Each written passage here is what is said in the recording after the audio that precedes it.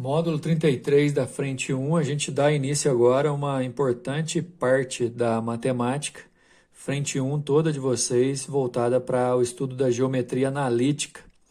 Geometria analítica na qual a gente vai falar sobre os entes geométricos mais comuns, ponto, segmento de reta, reta, circunferência, só que tendo uma abordagem, como o próprio nome já diz, uma abordagem analítica, não importando muito com o desenho em si da figura, e sim com as suas informações algébricas.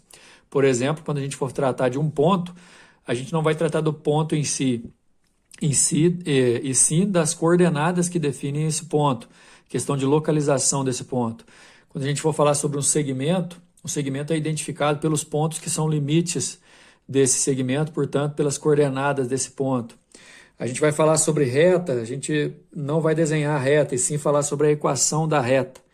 Eu gosto sempre de salientar que, ao estudar geometria analítica, a gente não se preocupa com a questão do desenho e faz as conclusões a partir do estudo algébrico. Ok? Em outra oportunidade, a gente já fez alguns estudos analíticos, por exemplo, quando a gente estudou espelhos e lentes lá em física, a gente fez uma abordagem com desenhos, caminhos de raios e tudo mais, e depois as equações de Gauss ajudavam a gente a fazer as conclusões a respeito das situações a partir de resultados encontrados algebricamente, com fórmulas e tal. Na geometria analítica, a gente vai fazer basicamente a mesma coisa, levando em consideração que as informações algébricas vão ser de maior relevância do que o próprio desenho.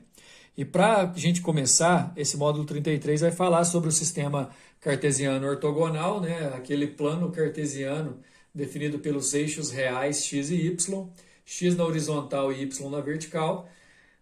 Assunto que, para quem está no segundo ano do ensino médio, não é nenhuma novidade, né? Então, vai soar muito mais como uma revisão de conteúdo esse módulo 33, mas sempre direcionado para aquilo que a gente adota como parte principal da geometria analítica, que é o conteúdo algébrico misturado com o conteúdo geométrico, ok?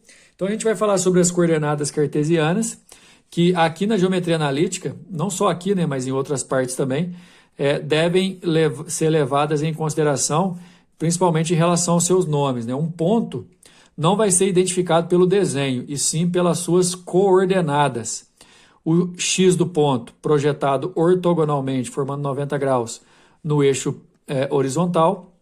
O y do ponto também projetado ortogonalmente, formando 90 graus no eixo vertical. O valor desse x de ponto a gente vai chamar de abscissa. O valor do y do ponto a gente vai chamar de ordenada. E os dois valores juntos, que na verdade é o que identifica o ponto, a gente vai chamar de coordenadas. Então, quando eu falar assim, determine o ponto ou considere o ponto aqui na geometria analítica, nesse âmbito analítico que a geometria tem, ao falar do ponto, a gente na verdade vai estar falando das suas coordenadas. Nesse caso, pessoal, o eixo x vai ser chamado de eixo das abscissas, o eixo y chamado de eixo das ordenadas. O plano que define todos os pontos com projeções ortogonais nos eixos das abscissas e ordenadas, a gente chama de plano cartesiano, e todo o sistema formado pelo eixo a gente chama de sistema ortogonal cartesiano. O ponto O, que é o ponto de encontro dos dois eixos, a gente chama de ponto origem do sistema cartesiano. Esse sistema, a gente divide o plano como um todo em quadrantes, né? A gente tem contado sempre no sentido anti-horário, primeiro, segundo, terceiro e quarto quadrantes. Importante salientar que no primeiro quadrante x e y são positivos, segundo quadrante x negativo e y positivo, terceiro quadrante x negativo e y negativo também, quarto quadrante x positivo e y negativo. Ou seja, nos quadrantes ímpares, os sinais de x e y, abscissa e ordenada do mesmo ponto, têm sinais iguais. Nos quadrantes pares, esses sinais se invertem. É importante salientar que o ponto sempre vai ser na forma x primeiro, y depois.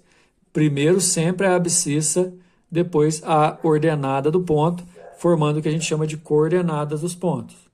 Como eu estava dizendo, pessoal, para um ponto no primeiro quadrante x e y são positivos. Para um ponto no segundo quadrante, o x é negativo e o y é positivo.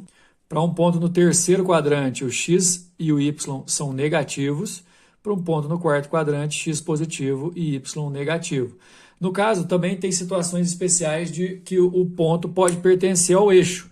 E aí, sempre que ele estiver no eixo das abscissas, ou seja, se o ponto está no eixo x, o y, a ordenada dele é nula. Se ele está em cima do eixo y, o x dele, a abscissa, vai ser nula. Enfim, sempre que ele estiver sobre um eixo, a outra coordenada é zero. Nesse caso aqui, por exemplo, o ponto A faz parte do eixo x, então o y dele é zero. Nesse outro caso, o ponto B faz parte do eixo y, então o x dele é zero.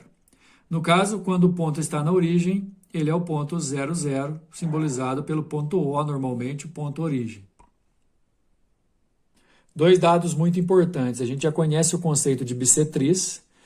Bissetriz é a reta ou o segmento de reta que divide o ângulo na metade. No plano cartesiano, os dois eixos fazem 4 ângulos de 90 graus. A abscissa que divide o ângulo de primeiro quadrante aqui, em 2 de 45, ela passa pelo primeiro e pelo terceiro quadrante, enquanto a bissetriz que divide o segundo quadrante aqui, ela passa pelo segundo e pelo quarto. A gente chama essa aqui de bissetriz dos quadrantes ímpares e a gente chama essa daqui de baixo de bissetriz dos quadrantes pares. Propriedade importante é que, no caso de o ponto ser pertencente à bissetriz dos quadrantes ímpares, o x e o y deles são iguais.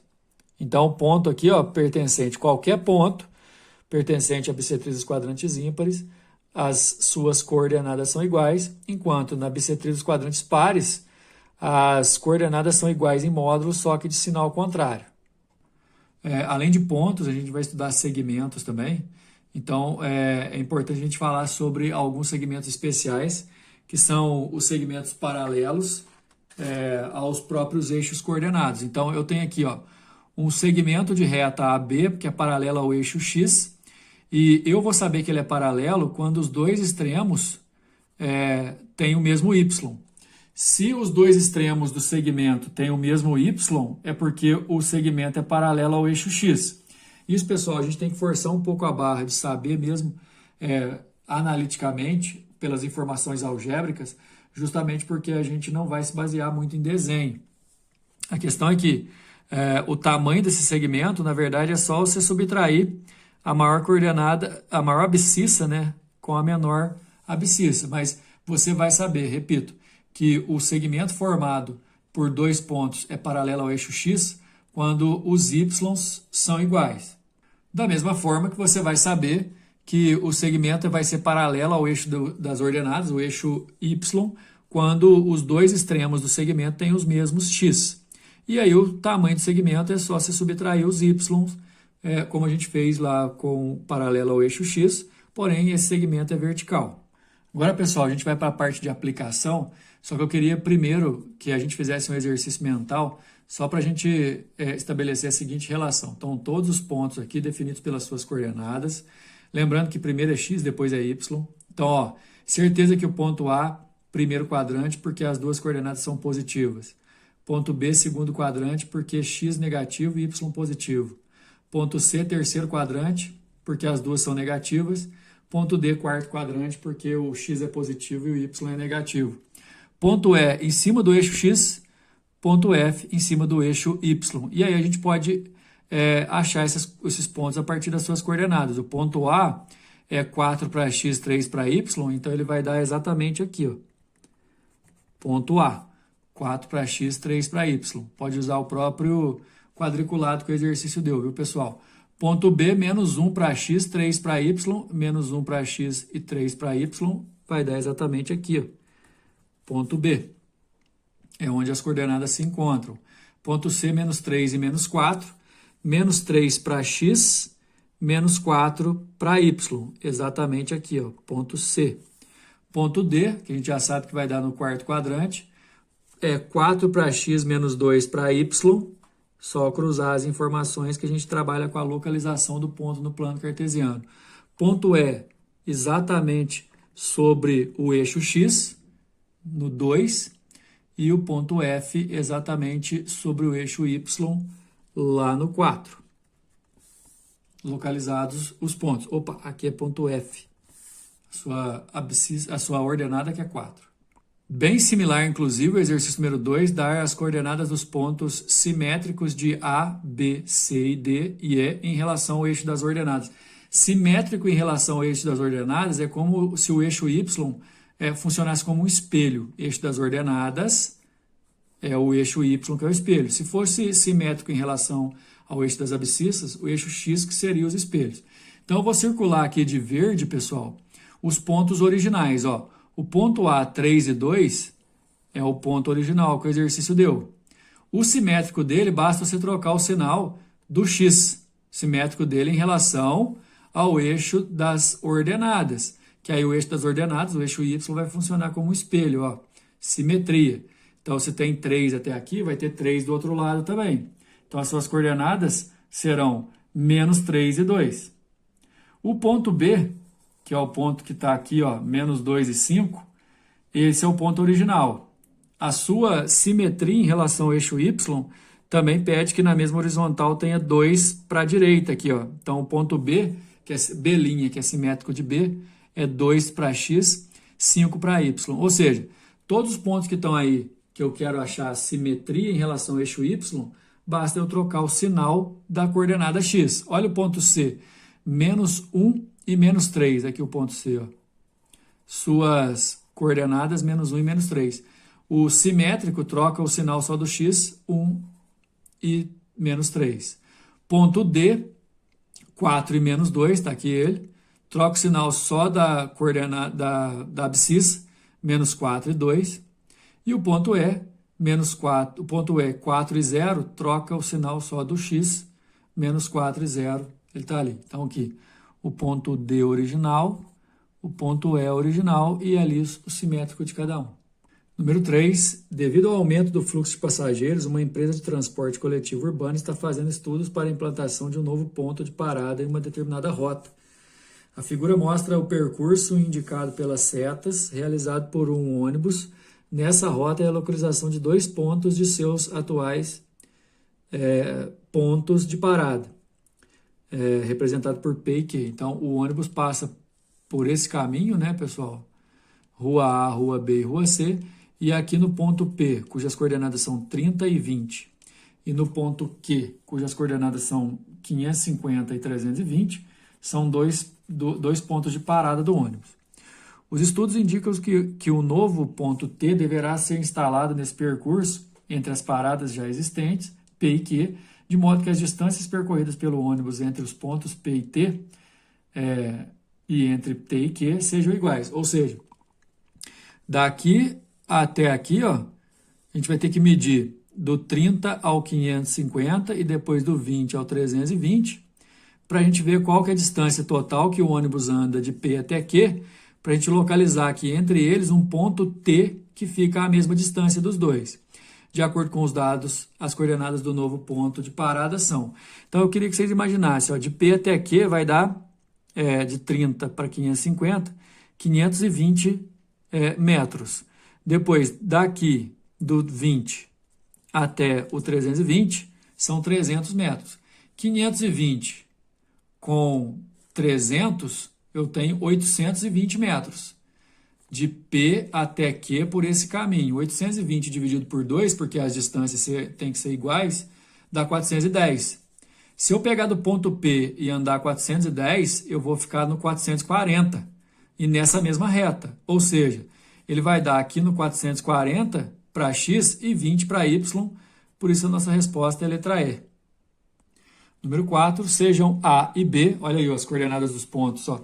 A1 e 2, B3 e 2, 2 pontos do plano cartesiano. Nesse plano, o segmento AC é obtido no segmento AB por uma rotação de 60 graus, no sentido anti-horário, em torno do ponto A. As coordenadas do ponto C serão... Olha só, o desenho está pronto aqui, só que eu queria que vocês entendessem como que ele foi construído. Primeiro eu achei o ponto A, que é 1 e 2. Depois eu achei o ponto B, que é 3 e 2, ou seja... Como B e A têm os mesmos Y, o segmento AB é paralelo ao eixo X, que está aqui. Ó. O detalhe é que quando eu defino o segmento AB, aí que vem o grande lance da questão. O segmento AC vai ser obtido pela rotação do segmento AB. O segmento AB que está aqui, pessoal, ele vai rotacionar, ele vai girar, ele vai sair daqui e girar como um ponteiro 60 graus no sentido anti-horário. 60 graus, tá vendo aqui? E aí, daqui foi gerado o segmento AC. Só que aí tem um detalhe, ó. Esse AB, ele vai ter o mesmo tamanho que o BC, do que o AC, desculpa. De A até B, você vai do 1 do X até o 3 do X. De A até B tem 2 aqui, viu, pessoal? E aí, nesse caso, a partir do giro do segmento AB, 60 graus no sentido anti-horário, você cria o ângulo BAC de 60 graus. A medida do lado AB é 2. Como esse lado AB foi rebatido até o ponto C, também vai ser 2 aqui. E você fechando o triângulo ABC, você consegue provar que esse triângulo ABC tem dois lados congruentes, o AB e o AC, e um ângulo de 60 graus. Isso só acontece se o triângulo for equilátero, então o lado BC também vale 2. E aí, nesse caso, o segmento BC projetado sobre o lado AB fica exatamente no meio, formando a mediatriz aqui do segmento AB. Então, nesse caso, o XC é exatamente o meio entre A e B. Aliás, esse meio, ponto médio, assunto para a gente ver nas nossas próximas aulas. Porém, de A, cujo X é 1, até B, cujo X vale 3, o meio é exatamente 2. É certeza, então, que o X do ponto C é 2.